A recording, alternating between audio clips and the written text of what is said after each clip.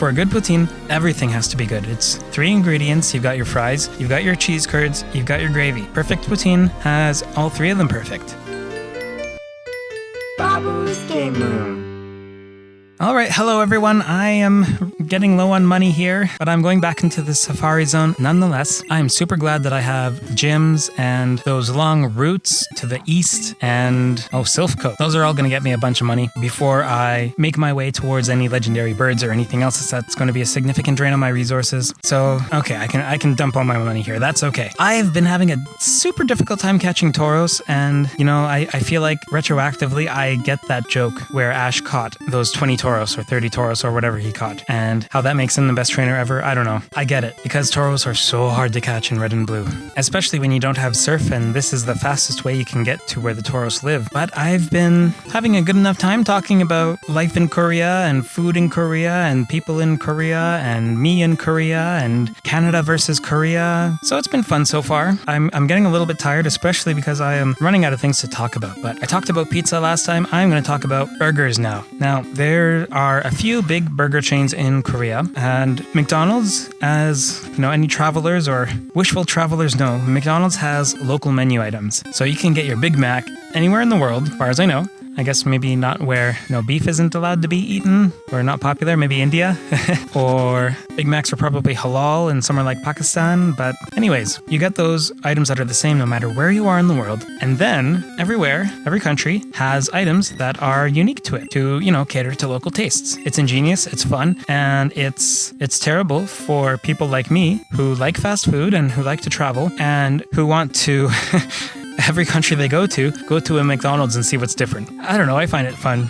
People might think I'm silly for doing that, quote unquote, wasting one of my meals to eat at McDonald's, but it's always something different. And in Canada, trying to think about what we definitely have poutine, and poutine you can buy at any McDonald's, as far as I know. I think they still have it. They should.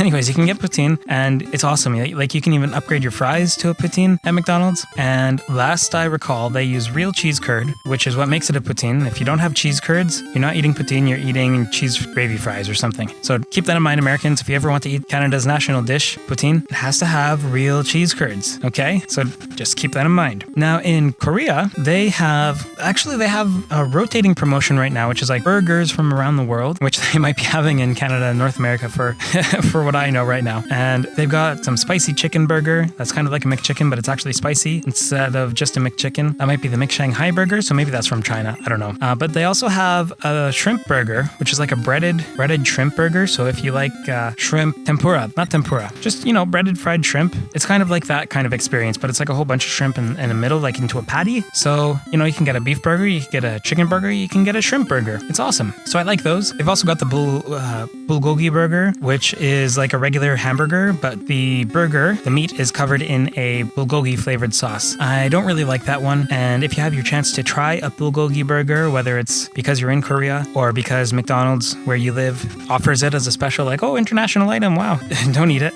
And if you do and you don't like it, try real Bulgogi. Like, don't dismiss Bulgogi because, oh man, like this burger isn't that good, blah, blah, blah, blah. It's not that great. The sauce isn't that great. It doesn't taste like Bulgogi. It tastes like a McDonald's hamburger with like a sweet and sour kind of sauce. Oh, maybe that's what it is. Okay, that was a lame run. I'm going back, doing a 1 + 1 or 2 + 1. Anyways, imagine like a McDonald's hamburger and then just put some of the sweet and sour sauce from your chicken nuggets onto the hamburger there. And that's kind of, it resembles the Bulgogi burger, or the experience of a Bulgogi burger. The sauce doesn't really taste like Bulgogi sauce, to me at least. And yeah, don't eat that. Let's see, what else is there? Oh, you know how there's the pies that McDonald's sometimes has, like the apple pie, and I think they used to have more flavors, but now just the apple pie? I don't know. Those little pies that are filled with like lava and fruit chunks, something resembling fruit chunks, I don't know. They're pretty good. I used to like them when I was a kid, now not as much, but usually get them for like $1 or $2. They're cool. Korea has a corn pie. Oh, through a safari bowl. They have a corn pie, which is, I don't know, I didn't get it. I was curious about trying it, but it doesn't sound like something that I would like that much. I'm not sure if it's supposed to be a dessert pie or if it's supposed to be savory. And that's the reason why I haven't bought it, because I'm not sure if I'm supposed to like get it as like a dessert after a light meal, or if that's like supposed to be a side, get that instead of the fries. I don't know what I'm doing with the corn pie. Corn is actually super popular in Korea, and they have another thing that's really cool, cheese corn. I don't know how they made it, but it's basically like corn in a cheesy kind of sauce. And it tastes like processed cheese, but like it's good. It's like cheese and corn. That's an awesome combination, especially if you don't care about your health that much. So McDonald's in Korea, I think that's all that they have that's special. But, oh, yes, I was saying, if you don't like the Bulgogi burger, still eat Bulgogi. But if you don't like poutine in McDonald's Canada, poutine might not be for you because it's actually a pretty good poutine when they have the real cheese curd. I got to admit, even though it's McDonald's, maybe this is like blasphemous to say, but it's a decent poutine. Now, if you want something better, go to Harvey's, or I think that's the only other, or A&W, if you want an actual poutine from a chain, if you're only in like Canada for an hour and you want to try poutine. But speaking of, if you want the best poutine in Montreal, there's a restaurant called La Banquise, L-A for La, Banquise. Best poutine I have ever had anywhere in Canada, anywhere in the world. I mean, it's a Canadian dish, so I would hope that I could get the best poutine in Canada. That is a restaurant in Quebec, in Montreal, and might say it's a famous restaurant. I don't know. Probably doesn't have any Michelin stars or anything like that, but it's got like 4-point-something stars on Google Maps reviews, so there's that. So if you're ever in Montreal, track down that restaurant and get the best poutine in the world, at least that I've had. And I love poutine. I've had lots of poutine. I've tried poutine in lots of different places, not just fast food restaurants. That is the best I've had, and I will stand by that until someone shows me a better poutine. Now, in a poutine, for a good poutine, everything has to be good. It's 3 ingredients. You've got your fries, you've got your cheese curds, you've got your gravy. Perfect poutine has all 3 of them perfect, because it's not like someone might say a sandwich, the bread is just like, that's how you hold the sandwich together. You're really talking about the meat and cheese or whatever in the sandwich. The veggies are just like to make it a little healthier. No, it's not like that. Not like that at all. See, La Banquise, the French fries, they are a little bit crispy, but not hard, and flavor. Really good. I don't know what they do. You could probably read about what they do. I don't know what they do, but they're good. Gravy, perfect temperature, perfect flavor, doesn't overpower anything, and you can get extra gravy. Did that one time at La Banquise. And yes, I've been there multiple times. I don't live anywhere near Montreal. I've been there multiple times to La Banquise, and I've experimented with what I think is like the best thing to order. I love the classic poutine. They have tons of options. Anyways, whatever. Gravy is perfect. Wouldn't recommend extra gravy, especially if you're new to poutine, but I would recommend getting extra cheese curds. And you pay more for that, and the amount that they give you regularly is good. They give you a good amount. So it's not like they cheap you out and you're supposed to buy extra cheese curds. It's not like that at all. But I just really like cheese curds because that's my favorite part of the poutine. And the curds themselves, they taste really fresh. They are squeaky, just like they should be, and they get softer with the gravy. They start to melt, but it's not like they don't melt too much. It's just perfect. It's the perfect poutine, and I really want to go back to Montreal to eat poutine at La Banquise. And actually, when I took my last trip back to Canada, with my friends, my awesome friends, anyways, we went to Montreal and we ate at La Banquise. And eating poutine was one of the things that I wanted to do, because I was only back in Canada for less than a week, which sucked. But we went to Montreal, road trip to Montreal, and ate at La Banquise. That was one of the, not all that we did there, but that was one of the things that we did there. It was worth it. It was awesome. Okay, I'm doing my 2+1. Actually, that was a good place to stop it, talking about poutine. Thank you guys so much for watching and sending me those good vibes. I need more good vibes to catch that Tauros, so please keep sending them. And I will know, past me will know, and past me will catch that Tauros eventually. All right, hello everyone. I am back.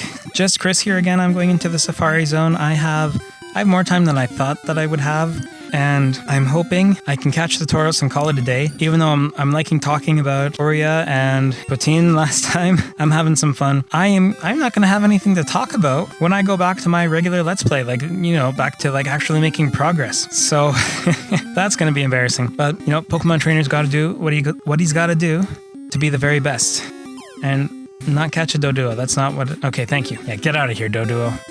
Oh boy, I just want to catch the Tauros. I guess it makes sense. Tauros is an overused Pokemon. It's OU. It's fast. It gets tons of critical hits. It's unstoppable. So there is actually a way to catch Tauros without doing all of this Safari Zone crap. I'm sure a lot of people know the Cinnabar Beach glitch, or whatever it's being called nowadays. I used to love that one, but I am not going to abuse that, which is partially why I am recording this, because I want this to be my legitimate playthrough of Pokemon Red. And I've done one before, but I've never done one while trying to complete the entire Pokedex. So that's a challenge for me that I'm trying to complete. I'm trying to do this as legitimately as I can, and hopefully I won't go insane before that happens. So I talked about my trip back to Canada, which lasted less than a week last time, and so I live near Toronto. Some people might be wondering why I would go to Montreal when I'm only back in Canada for such a short time. You know, I've got friends and family and tons of other people to see. Why did I go to Montreal? Well, that was because, and we planned our trip back to Canada based around this, is because Iron Maiden was doing their tour, their 2019 tour. I forget what it was called, but it was on my bucket list to see Iron Maiden live. That was one of my bucket list items. And the lead singer, Bruce Dickinson, you know, he's getting up there in age, and he actually recently recovered from oral cancer, and he is the singer. So pretty big deal. Apparently, recovering from oral cancer was like, you know, having it and then recovering from it was great for him, he said, because now he's like, no, my throat feels so much more clear now that I've got like that tumor removed. Maybe it was there for a long time, only started causing him problems like a few years ago. I don't know. Who knows? He knows, but I don't. Anyways, that was on my bucket list to see, and they were doing a tour that was like Europe, South America, North America, and not Asia. Not even Japan. Japan likes metal, but they didn't even come to this continent that I'm on. And they were doing shows in Toronto. They were doing shows in other parts of Canada. They're doing shows in places that I could have gone, like in the northern states that are close to Canada. It's just the wrong time. Time didn't match up. So I bought tickets, and we planned our vacation time around going to see that, because like I can't change the date of the concert, and who knows, that might be their last tour. And I had to check off that bucket list item, see Iron Maiden live. And it was worth it, because in the end, you know, after all the loops that I had to jump through and everything, and, you know, missing out on some time with my friends who didn't come to Montreal and didn't see the show with me. Oops, feed it some bait. It was worth it because that was on my bucket list. I got to do that. Knowing their thing, Bruce Dickinson likes to do, his like catchphrase is like, scream for me, and then wherever city name he's in, and then the crowd screams, and that was my bucket list, you know. And Bruce Dickinson says scream for me, like wherever we are, and then I scream, and like that's my bucket list. Got to do that. That was awesome. And that was so mentioned that there were some shows in Toronto, but for our job, it's difficult to take extended vacations because they don't do substitute teachers here. They do, you know, print some worksheets for the kids and then make them do worksheets while you're gone. Because they don't want to, you know, pay a substitute teacher while they're also paying for our vacation days, I guess. Yeah, I get it.